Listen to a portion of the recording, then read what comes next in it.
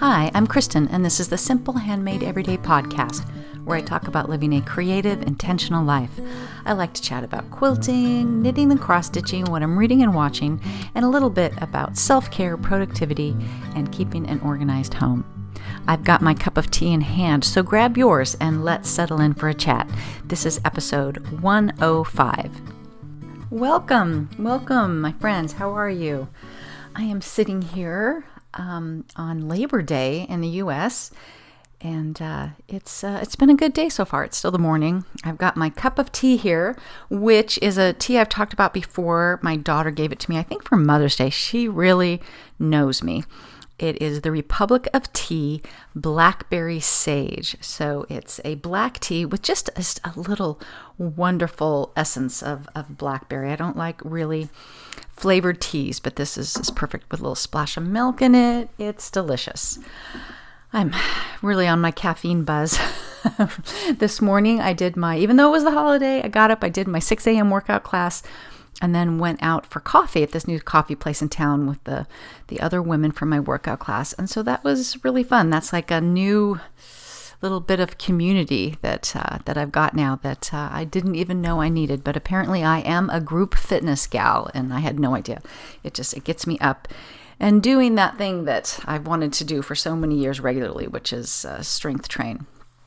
So summer is winding down, although it's a beautiful, I think it'll just be in the 70s today. So it's a beautiful day here. But where I live in Southern California, we do this every single year. It starts to cool down and everyone is like, yay, it's fall. And we get all excited. And then it's 100 degrees the next week. So there's always a false start to fall, and we cannot fall for it this year. So I'm sure it'll be hot later. But I know where a lot of you guys live, it really is transitioning into fall. And I know people love that. And I do love September and I love fall, but I love summer. I'm a California girl. I love summer, so it's always a little bit sad to me when it winds down. It's less of a big deal now, but back in the day when the kids were home, we went from this very laid back. I was not a person that I wanted my kids in camps. I know some people just, they want to keep their kids busy. We were a lazy summer family.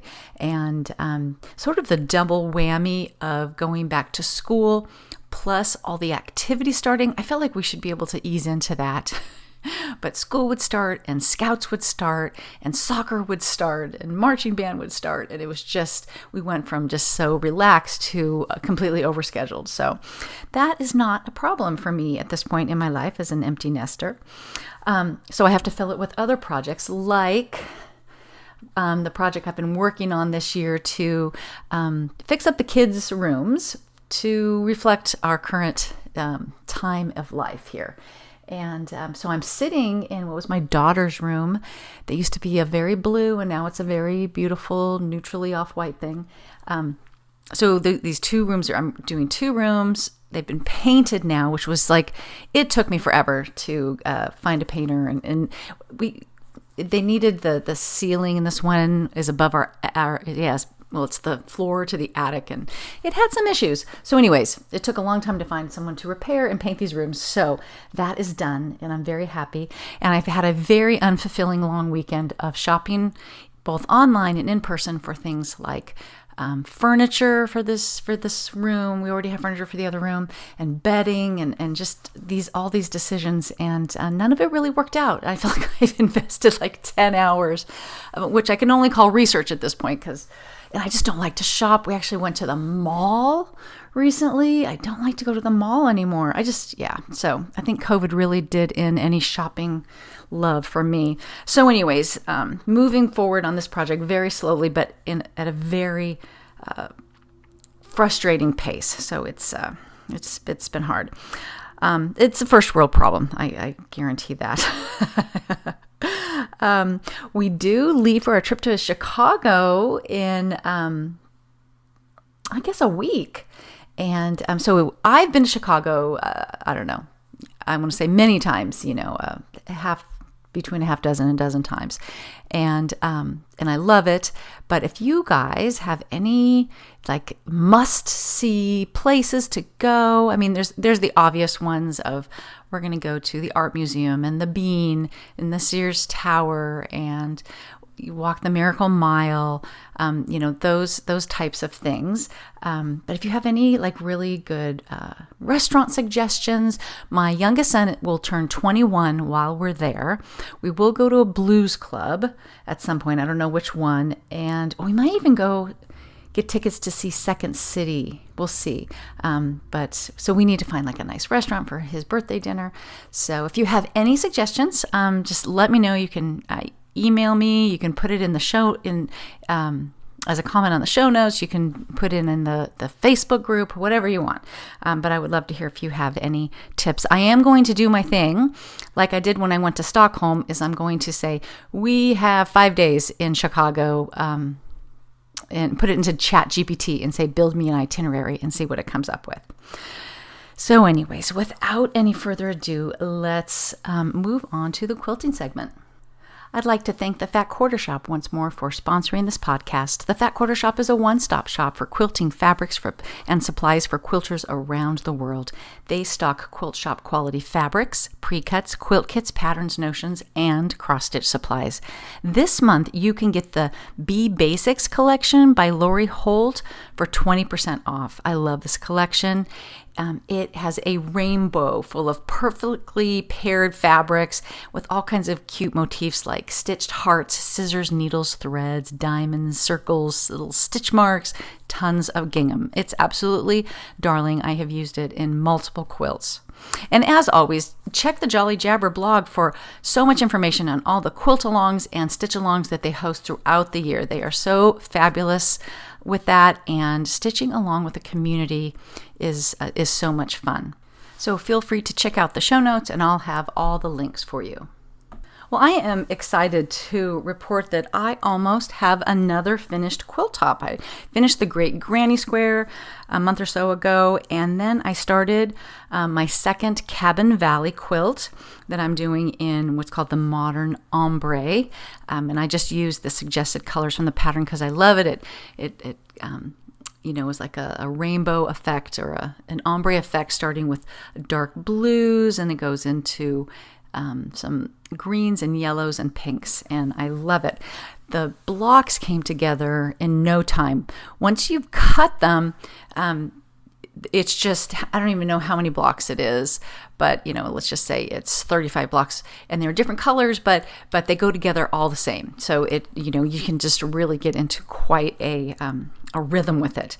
And now I've finished all the blocks, and they're set on, it's a modern log cabin, but it's not really put together like a log cabin. It gives you the impression of a log cabin, but we know the log cabin is built a certain way, and this is not quite that. But now these blocks are set on point. So I've done all the sashing between the blocks, which kind of go diagonally, and now I am sewing the triangles on the end of each end to make it a rectangle. And I got to that point kind of late one night and decided, okay, I could easily make mistakes here, so I don't want to continue. I needed to take a break, so I need to get back to that. Oh, and I need to do the sashing between the rows. And again, the rows are on the diagonal because of it being set on point, and the whole thing felt a little complicated at 10 o'clock at night for me. And so I want to get back to that. And then for my next quilt project, I need to figure out what that is. I have 2 people that I would potentially like to make quilts for, and I'm going to check out Robin Pickens. She is a moda designer. She's the designer behind the fabric called Thatched. And she has a lot of very cool kind of modern patterns. And I remember looking through them about 6 months ago and thinking, oh, there's a number of these I wouldn't mind making. So I think I'm going to check that out. One quilt I want to make would be for a man, a friend, and then another one would be more for like a young woman. And so I think a little bit more of a modern aesthetic would be appropriate for both of those. So one of them I was thinking about is a few years ago, time goes so fast, it's probably 5+ years ago, I made a pattern that was in a magazine, I think it was American Patchwork and Quilting, they called it Indigo Illusion. And it was with this Boro fabric line from Moda. And then the background fabric was like a white linen. And I didn't quite know what I was getting into when I got those fabrics from Moda, but it is like one of my favorite quilts. And it's one of those, I think they called it Indigo Illusion. I think the indigo was because it's all blue and white. And then the illusion is it's one of those things with a lot of half square triangles. So it looks like there's curved piecing, but there actually isn't. And I wouldn't mind remaking that quilt. It's been many years, and that might be a good choice for one of these. So, anyway, so I'm kind of thinking about that. I'm also thinking about I think it's called the Stitchy Stars quilt along. I talked about it last week. It's a table runner pattern that's got a number of stars, and Fat Quarter Shop's doing a quilt along for different colorations of the same pattern for the different seasons. So I think a fall. So they're going to, in September here, this is the beginning of September, they're doing the stitch along for the fall version. And I might pull some fabric for that. My friend Vicki over at My Creative Corner 3 has pulled fabric and started her version. And she has me inspired to give it a try. And also, as I'm thinking about these rooms, so, I'm trying to redo these 2 kids' rooms, and it's none of the childhood furniture is making the cut here. And so we're buying furniture, and then I've got all these walls to fill. And the room I'm in right now, there's a big old wall that my daughter's dresser used to be on when this was her room, but by putting different furniture in here, it's better for that dresser to go on another wall. So there's a big old blank wall at the foot of a bed. And I'm thinking that maybe I need to start thinking about hanging quilts on walls just to take up space. I am not a good decorator, so I need just some big, simple elements in these rooms. And so I'm also kind of, and a lot of the quilts that I've made don't quite seem like wall quilts. So that's another thing that I want to just kind of keep in mind for future quilt projects. So in terms of stitching and knitting, I haven't done a lot because I have been sewing, and that's been really fun, just to get in there, making myself go in there after dinner, and then I get into it. And I'm watching Suits. I talked about that before. Very lightweight drama, but it's so perfect for sewing because it's so heavily dialogue that I don't really have to look at I have my iPad set up. Don't really have to look at it very often. Although I will admit that, every once in a while I'll think I have lost the thread of this case they're working on, but it doesn't matter because it's not really about that. So that's been really fun. A few nights I've pulled out my elementary wrap and worked on that. And I am, I think I said last time that I had rolled a ball of sock yarn one day, and I think that I will maybe cast on some socks and take those to Chicago because sock knitting is such good airport and plane knitting. And my elementary shawl, it takes up too much room in like my backpack. It's just because it's getting really big. So I think I will cast on a pair of socks. So I'm kind of looking forward to that. I love to knit socks, even though I don't feel like I'm great at it. Let's move on to books. I have been reading The Crossing Places by Ellie Griffiths. I don't know if I was reading that last time. I feel like I have not made a lot of progress reading-wise because I've been sewing right up to bedtime, and then I read, and in 2 minutes I'm falling asleep. But again, Ellie Griffiths is this wonderful mystery writer that I have recently discovered, although she's written plenty of books. This is the first one in her more famous series called the Ruth Galloway series, and it's okay. I will definitely finish it, but I'm not attached to this character yet. And I kind of sometimes, the first one of a series is a little bit rough, and then they find their footing later on. And I don't know, there's a dozen or more, I think, of the Ruth Galloway series.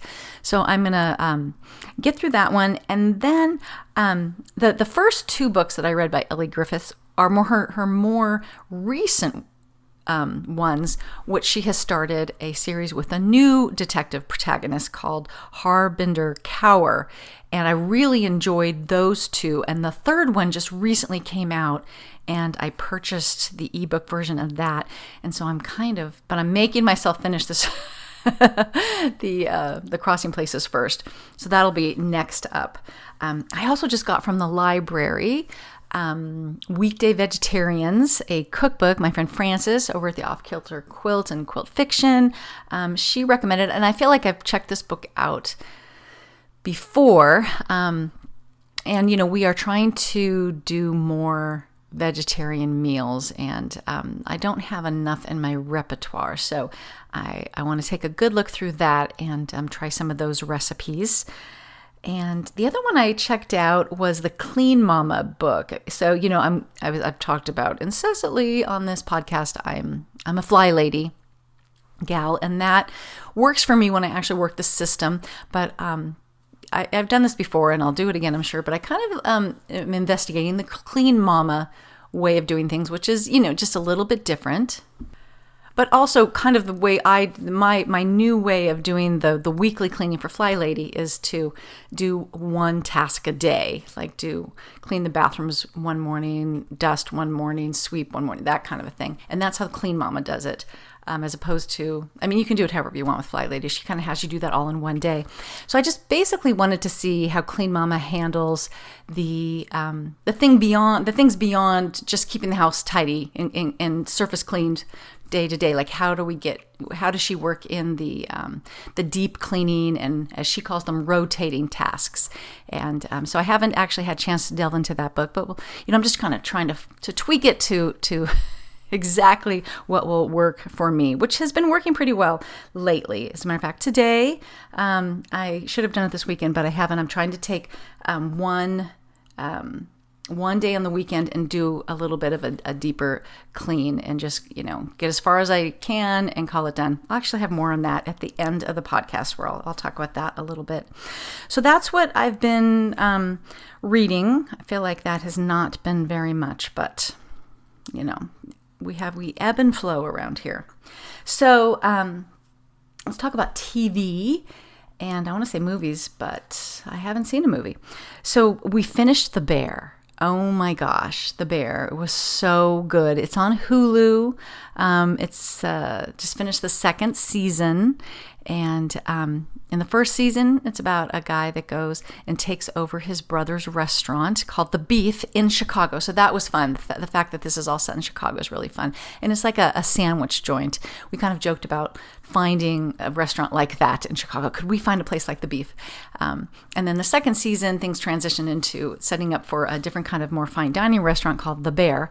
And just, it was such a masterful second season. I preferred it to the first one, because the first season, it's a lot of intense kitchen scenes, like Gordon Ramsay style, where people are screaming at each other and things are going wrong. And I kind of found it stressful. It was good, but it was stressful. And the second season has a completely different vibe. And at one point, there's a Christmas episode, and Jamie Lee Curtis and Bob Odenkirk are in it. It's like so good. And then they kind of transition to doing episodes that are more focused on a single character, and that was amazing. There's this one episode that takes place in Copenhagen, and it really made me want to go to Denmark and to Solving. I talked about last time too. So, anyways, that is, if you haven't seen that is an absolutely beautifully done show. And then weirdly, another show. I don't know if I talked about this in another episode, because this was a while ago, but we watched this, I think it's a Netflix series called The Beef, not related to the restaurant The Beef from The Bear. And this one, I just have to give you some warnings that it can be pretty graphic in sort of every way. But the idea with The Beef is that these two people who are having a bad day get into, maybe like a little car accident, or like something relatively minor, but because of the headspace that they are both in, they react very badly and get into this whole like vendetta against each other that takes you places you would never imagine.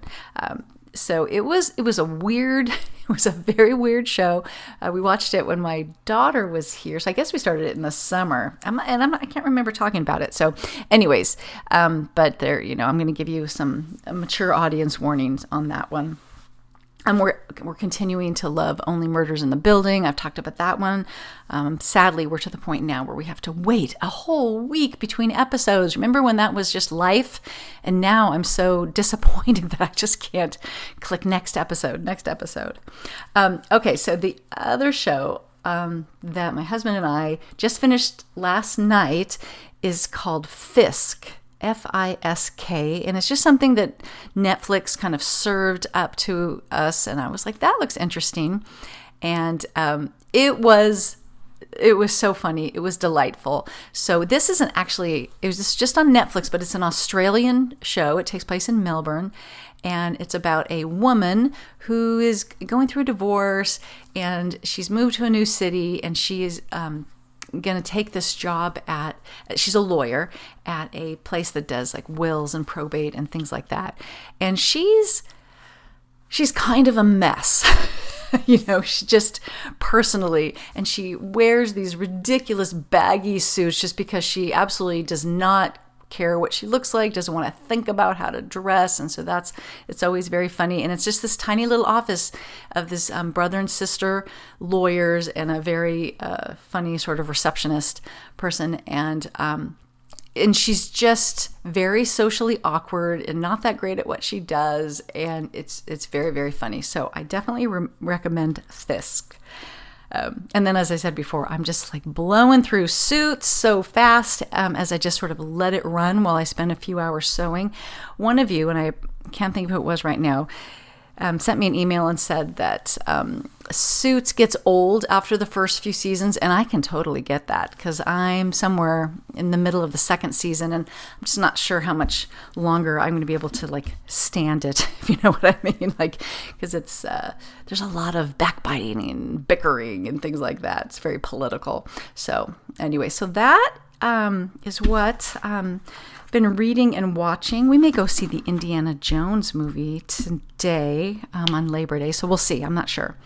Okay, let's talk, homemaking and things that we're doing around the house here. And what I have been inspired to do recently is to get back into decluttering.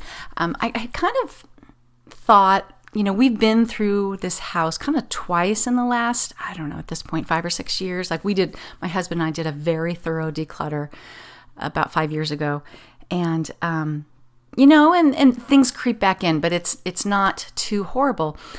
But one day I started thinking about, so what is left to declutter? Or what do I need to declutter again?